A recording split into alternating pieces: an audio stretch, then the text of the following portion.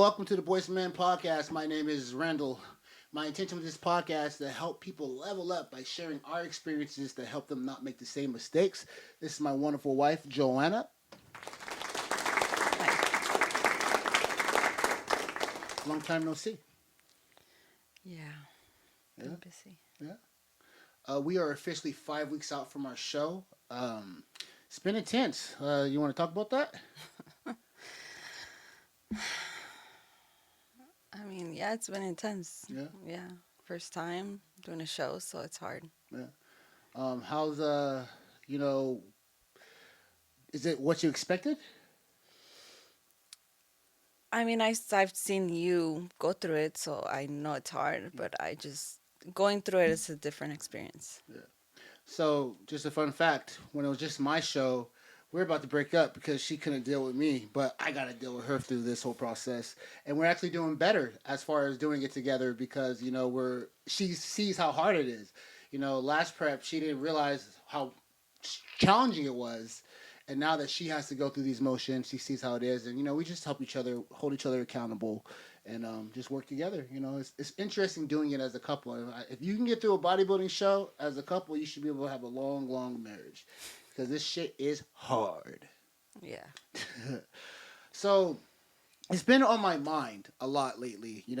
As I watch this show, watch other shows, and just the personas and perspectives that the world has. And one of them is no regrets and, look forward, don't worry about the past.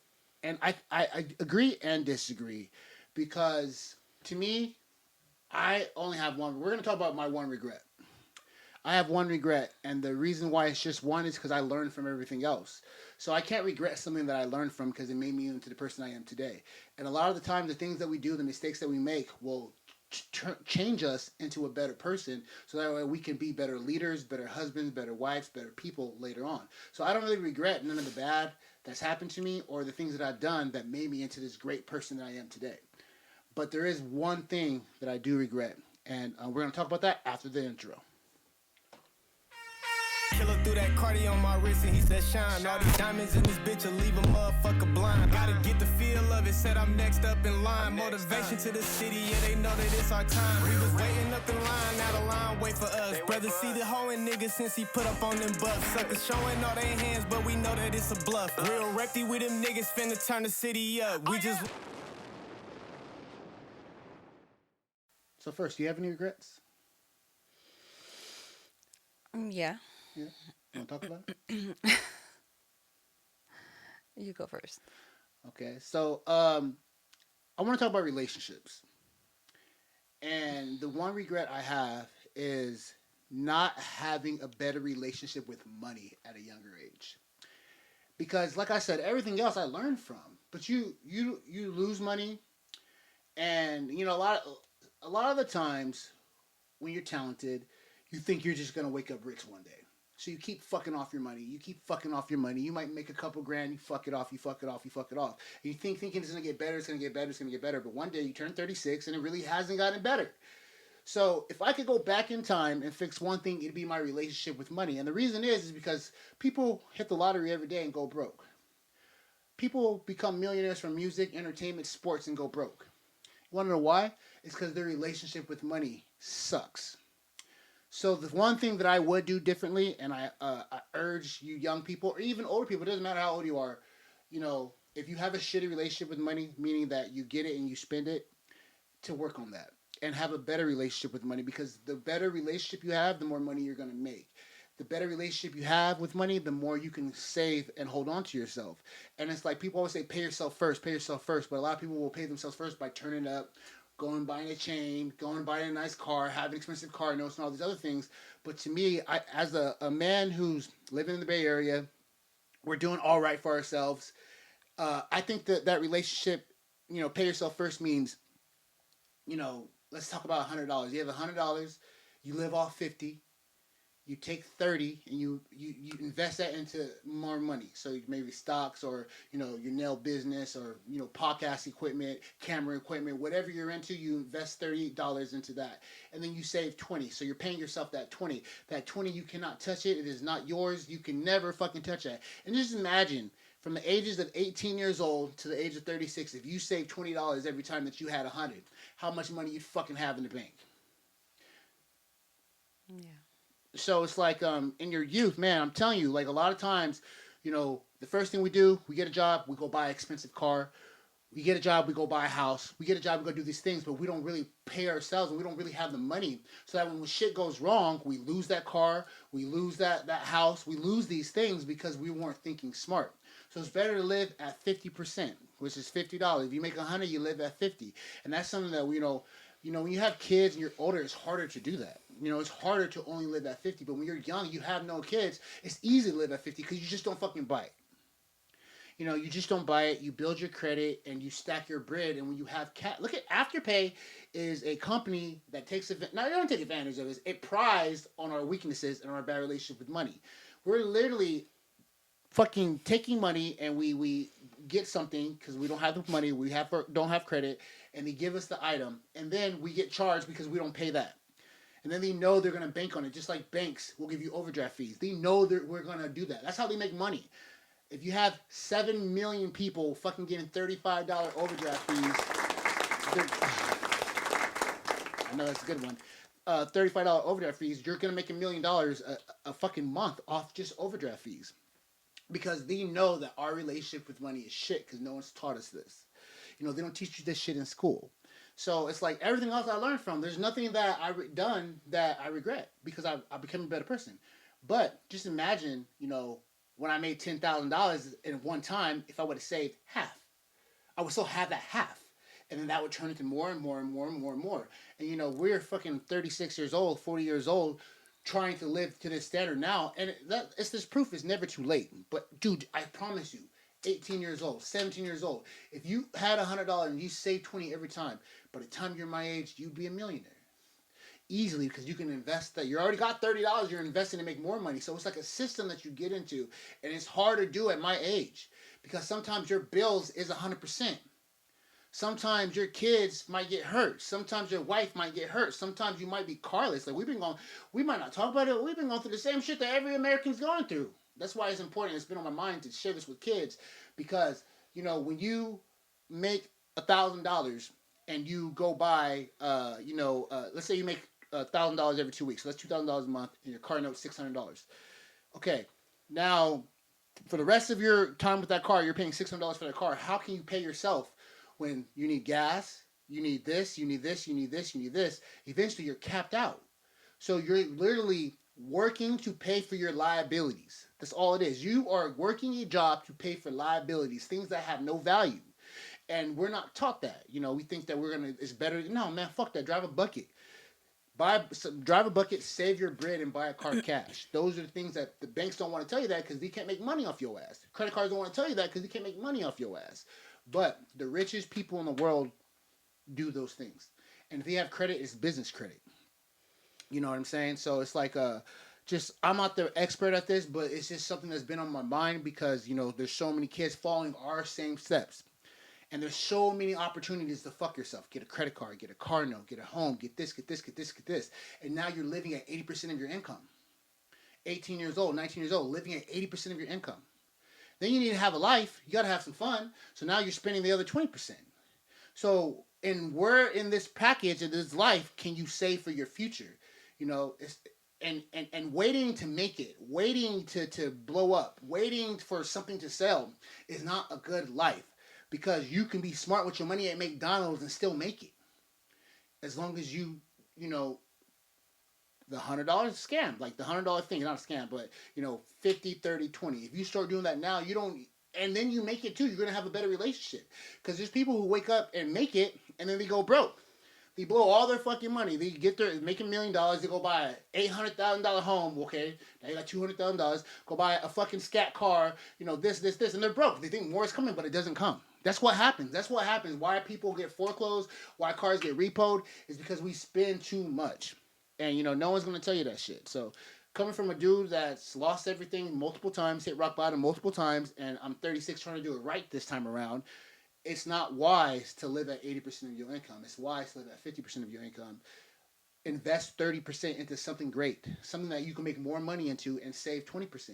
And then when you take that 30 and you make more money off that, follow the same principle. Okay, so now I made $75. I'm gonna divide that by half, so I get half of that, and then I take the 30, and then I take the 20.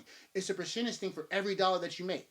So if you literally only make $1, well, guess what? Only 50 cents yours. You save 20 a quarter, and you invest a quarter. And you got to do that every single time. And eventually, you have this wonderful relationship with money. So when you have kids, you're straight. Your kids are straight, and then you teach your kids this formula, and then you just continue to grow and blossom and make more money because you know how to deal with your money. You don't need to make $1,000,000 to be a millionaire. You need to have $1,000,000 mindset. That's my regret. Thoughts? I mean, I agree. I kind of went through the same thing. I was blessed to be in a really good financial situation, really young, and yeah, I didn't know how to have a good relationship with money. Like my dad, he didn't have a good relationship with money, so he never taught us how to do it. And so when I had it, I just would just spend it. And um, I mean, yeah, we just have to show our kids now Yeah. to be wise with their money because it you spend it and it doesn't come back. Yeah. And it's a evil cycle. Yeah. It's an So evil cycle. so yeah, I think that's really important. Yeah. Any other regrets we're talking about? Um, That's the only one I had. For me, well, it's yeah, the money will be a big one, and then also not following through with my dreams, Mm, with what I wanted to do. Like I do nails now, but I wanted to do nails since a long time ago. yeah. It's been like 15 years, so I wish that I would have just kept going when I was on the path. Like I had a studio. I it was there. I was there. Like I was starting it, and I just didn't do it. Yeah. Sometimes we don't have the maturity to do things.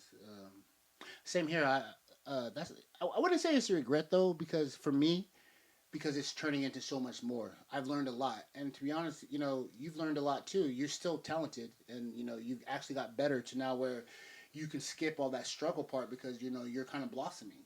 Yeah. So it's like you've been thinking about it for 15 years. You could have did it, but you didn't. And now you know what it feels like to not do. Hmm. So it's like that's very important too, because someone told me that like you do everything you say you're gonna do. I'm like, yeah, for the first half of my life I didn't. Hmm. So I already know what it's like to give up on myself, to quit. I already know those things. So now it's like, we have Hmm. wisdom now to like, nope, we gotta wake up, we gotta do it, we gotta grind, we gotta go. So it's like, uh, I think that your dream. It's never too late to. I mean, you're proving it. You're walking Yeah. proof, and it might be different this time around, but you know what it's like to quit, and you didn't have that information before, because Hmm. life's really about information. I have the information in my head to know what happens if I quit, if I don't pursue things, if I, spend all my money. I have that information to where I'm like, no, we can't do that. We got to save at least this much. We got to do this because guess what? We're going to be 50 soon. And to the youth out there, it's very important to do all this stuff young. We want to start families so young. And you can start a family whenever you want. If you have your purpose and you get a good relationship with money, you develop a standard for life. I think that you'll have a more fulfilling family because you can do the fun stuff. Like imagine having kids and you can't do shit because you're working all the time, trying to keep your liabilities. Oh, I got this nice car. It costs $800. I got to pay it. Well, now you can't be spending time with your kids. You put yourself in a position where you can't, free yourself. So it's like if you could go back and or if you're young now, try to really, really figure out what you want to do with your life and just do it. And when you have it and you're already in the field and you know what you want to do, then consider the family because it's legacy. But it's like a lot of times we have family, we don't have nothing to leave them. We don't have nothing to give. It sucks. It's a sick cycle because we're not taught. Yeah. Because our parents have kids young with nothing, then we have kids young with nothing, and really the only way I'm thinking like this because my mom died when I was 13 years old. I'm like, I'm leaving my kids something because I was left nothing. Um, but I think as a couple, with our past from different lifestyles coming together, we will move further as long as we just continue to grind it out. Two is better than one, and we have a lot of wisdom between the two of us, and that's what we share with you, motherfuckers. This is the Boys to Men podcast. She has a client coming right now, and I gotta go to work to pay for my liabilities. But everything was pre-recorded already. The reason why we still show up to do one podcast is to keep this skill going. Because I figured that if I recorded every episode, I would forget how to talk. Because I'm not really a talking motherfucker. You know what I mean? And I like to keep you guys up with current events. Something could happen, and it's good. Like right now, we are literally 5 weeks out from our bodybuilding show. We declared it in March. Uh, we are feeling good. She's feeling good. It's hard. It's really, really hard, and it's something that she's given up on before, and now we're doing it. This is my last one, and we're pushing to it. We're fighting for it, and it's just this momentum we get from this. We can roll into anything because there's discipline, and this discipline from here is the same thing like putting yourself on a diet with your money. So it's like this really was been on my head for like 3 weeks about the regret, because people keep saying look forward, did that, but I'm like, what if there is something that you should regret? And I think you should regret if you blew all your money all your life, because it doesn't have to be that way. And it's I'm not saying you're not gonna make it. You have to believe you're gonna make it. I'm gonna fucking make it. I'm gonna be a millionaire. You're gonna be a millionaire. But wouldn't it be cool to also have money right now while you're in the process, instead of blowing it all because you're banking on becoming a millionaire? Boys to men.